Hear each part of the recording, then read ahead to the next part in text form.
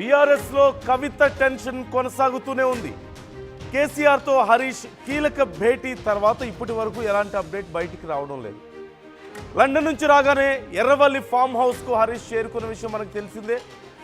Form హౌస్లో పై అంతస్తులో కేసీఆర్ హరీష్ భేటీ అయ్యారు. కేసీఆర్ హరీష్ భేటీలో కేవలం కేటీఆర్కు మాత్రమే ఎంట్రీ ఉంది. సమావేశం జరుగుతున్నంతసేపు కూడా బీఆర్ఎస్ లీడర్లను ఎవ్వరినీ లోపలికి అనుమతించలేదు. ఎంత కీలకమైన నాయకులైనా సరే ఎవరిని లోపలికి రానివ్వలేదు. కవిత కాళేశ్వరం ఇష్యూ పైన ముగ్గురు మధ్య చాలా కీలకంగా చర్చ జరిగినట్లుగా తెలుస్తోంది. సాయంత్రం వరకు కేసీఆర్తోనే హరీష్ ఉన్నారు. వారం నుంచి ఫామ్ హౌస్లోనే కేసీఆర్తోనే ఉన్నట్లుగా తెలుస్తోంది. ఏం జరుగుతోంది, ఏం జరగబోతోంది అనేదే చాలా కీలకంగా మారింది. కవిత ఓవైపు ఇలాంటి నష్టాన్ని 100 రెట్లు భరించడానికి నేను సిద్ధంగా ఉన్నాను అని ఒక ట్వీట్ చేశారు. అంటే ఇక్కడితో అయిపోలేదు, ఇంకా చాలా మాటల తోటాలు పేలబోతున్నాయి. నిజాల పేరుతో పార్టీలో జరుగుతున్నటువంటి అన్యాయాల పేరుతో తనకు చేసినటువంటి అన్యాయాలకు సంబంధించి కానీ రాష్ట్ర ప్రజలకు చేసిన అన్యాయాల గురించి కానీ కవిత ప్రజలకు చెప్పబోతున్నారు అనేది క్లియర్గా తెలుస్తోంది. తన రాజకీయ భవిష్యత్తులో భాగంగా కూడా ఖచ్చితంగా బీఆర్ఎస్ గురించి మాట్లాడబోతున్నారంటూ తెలుస్తోంది. కానీ ఇప్పుడు బీఆర్ఎస్ పరిస్థితే ముందు నుయ్యి వెనక గొయ్యి అన్న చందంగా మారిందా? ఓవైపు కాళేశ్వరం ఇష్యూతో ఏం చేయాలో అర్థం కాక తలలు పట్టుకుంటున్న సమయంలో కొంత కోర్టు రిలీఫ్ ఇచ్చినప్పటికీ కూడా పూర్తిగా కాళేశ్వరం సమస్య అనేది బీఆర్ఎస్కు వీడలేదు, కేటీఆర్కు వీడలేదు. ఈ నేపథ్యంలో మరోవైపు కవిత రూపంలో పెద్ద ఆపద ముంచుకొచ్చింది. మాట్లాడితే ఒక సమస్య, మాట్లాడకపోతే ఇంకో సమస్య. మాట్లాడితే కవిత చెప్తున్నటువంటి వాటికి సమాధానాలు చెప్తే, కవితకు కౌంటర్ ఇచ్చే ప్రయత్నం చేస్తే ఇంకా ఎక్కువ విషయాలు బయటకు వచ్చే ప్రమాదం ఉంది. అంటే వీటి గురించి మాట్లాడుతున్న సందర్భంలో చాలా డీటెయిల్స్ బయటకు వచ్చే అవకాశం ఉంటుంది.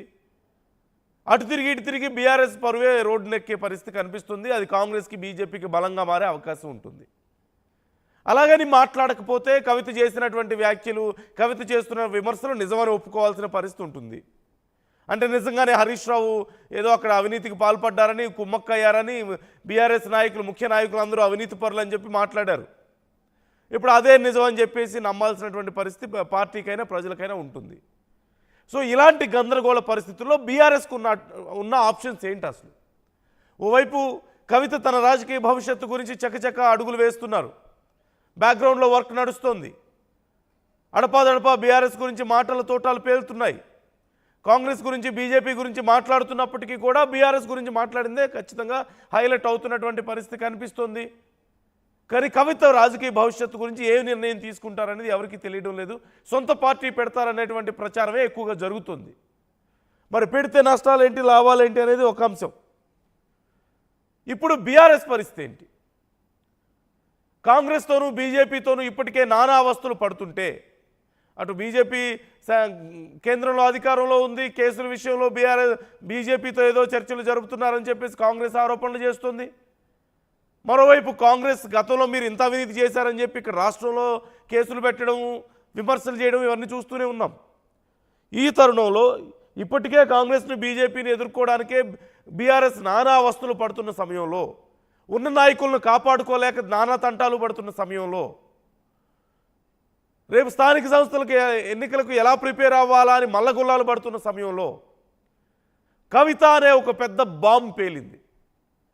కవిత మాటల తోటాలు చాలా షార్ప్గా పేలుతున్నాయి. అక్కడ ఓ పక్క ఇటువైపు కనీసం డిఫెండ్ చేసుకునే అవకాశం కూడా లేకుండా పోయింది.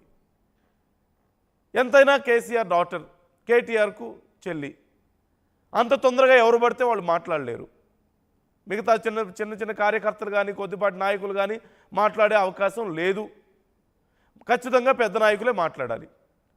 పెద్ద నాయకులు ఒకవేళ ఈ విషయం గురించి మాట్లాడితే పెద్ద చర్చ అవుతుంది, ఇంకా చాలా విషయాలు బయటకు వస్తాయి. అలాగని మాట్లాడకుండా వదిలేస్తే తమ మీద మాట్లాడుతున్నటువంటి మాటలకు సమాధానం చెప్పలేకపోతున్నారంటే అదే నిజమని ప్రజలు అంటే కాంగ్రెస్ పార్టీ కానీ, బీజేపీ కానీ ప్రచారం చేసే అవకాశం ఇక్కడ ఎక్కువగా ఉంది. ఇప్పటికే సమాధానం చెప్పలేకపోతున్నారు. ఇలాంటి తరుణంలో హరీష్ విదేశాల నుంచి తిరిగి రాగానే కేటీఆర్ అప్పటికే భేటీ అయ్యారు. కేసీఆర్తో చాలా సందర్భాల్లో హరీష్ తిరిగి రాగానే ముగ్గురు కూర్చొని రోజంతా చర్చించినట్లుగా తెలుస్తోంది. ఫోన్ కాల్స్ ఆన్సర్స్ చేయడం లేదు, మిగతా నాయకులకు సమాధానాలు చెప్పడం లేదు, కలుస్తామని వెళ్తే లోపలికి రానివ్వడం లేదు, లోపల ఏం జరుగుతుందో తెలియలేదు, దేని గురించి చర్చిస్తున్నారో తెలియడం లేదు, ఏం స్ట్రాటజీ చేస్తున్నారో తెలియడం లేదు. మరి ఇంత జరిగిన తర్వాత ఇప్పుడు స్ట్రాటజీ ఎలా ఉండే అవకాశం ఉందంటే అది కూడా ఎవ్వరికి ఎలాంటి క్లూ లేదు. సో ఇప్పుడు బీఆర్ఎస్ ఏం చేయబోతుంది? ఇలా ఒక రకమైనటువంటి అష్టదిగ్బంధనంలో ఉన్నటువంటి బీఆర్ఎస్ మరోవైపు ఎన్నికలకు సమాయత్తం అవ్వాల్సిన పరిస్థితుల్లో ఓవైపు కాంగ్రెస్ బీసీ రిజర్వేషన్లు అంటూ హామీలంటూ చాలా వేగంగా దూసుకుపోతుంది. మరోవైపు బీజేపీ అక్కడ కేంద్రంలో అధికారంలో ఉంది, అక్కడి నుంచి మద్దతు బాగా కూడగట్టుకుంటోంది, చాలా అంశాలకు రిలీజియస్ అంశాలకు సంబంధించి చాలా హడావుడి చేస్తుంది.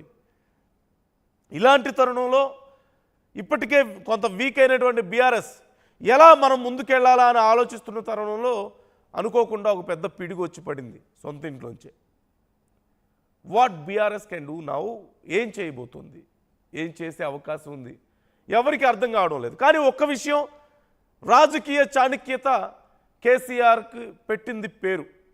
ఆయన ఖచ్చితంగా ఎలాంటి క్లిష్ట పరిస్థితుల్లో అయినా సరే తనకు అనుకూలంగా మార్చుకునేలా నిర్ణయాలు తీసుకోగలుగుతారనేటువంటి అభిప్రాయం ప్రజల్లో ఉంది, రాజకీయ వర్గాల్లో ఉంది. ఎన్నో చూశారు. మరి ఇప్పుడున్న పరిస్థితిని, ఇలాంటి ఒక గడ్డు పరిస్థితిని కేసీఆర్ ఎలా ఎదుర్కోబోతున్నారు? కేటీఆర్ హరీష్ ఒక తాటిపైకి వస్తున్నట్లుగా కనిపిస్తోంది. గతంలో ఏవో కొన్ని సమస్యలు ఉన్నాయని ప్రచారం జరిగినప్పటికీ ఖచ్చితంగా ఇప్పుడు ఒక తాటిపైకి వస్తున్నట్టుగా క్లియర్గా కనిపిస్తోంది. మధు జాయిన్ అవుతున్నారు మనతో, మధుతో మాట్లాడదాం. మధు, ఒక రకమైనటువంటి అష్టదిగ్బంధనం కనిపిస్తోంది. అధికార పార్టీ కేసులు, కాళేశ్వరం ఇష్యూ, మరోవైపు గతంలో ఏదో అవినీతి చేశారంటూ విమర్శలు, అక్కడ బీజేపీ నుంచి ఓవైపు ఫైట్, బయట నుంచి ఓవైపు బలమైనటువంటి యుద్ధాన్ని ఎదుర్కొంటున్నటువంటి బీఆర్ఎస్కు అంతర్గతంగా ఇప్పుడు కుటుంబం నుంచే వచ్చినటువంటి ఈ సమస్య ఇంకా పెద్ద తలనొప్పిగా మారిందా? దీంతో ఒక రకంగా బీఆర్ఎస్ అష్టదిగ్బంధనంలో ఉందా? మొన్న హరీష్ రావుతో భేటీలో అసలు ఏం జరిగింది ఎవ్వరికి ఏమీ తెలియదు అంటున్నారు.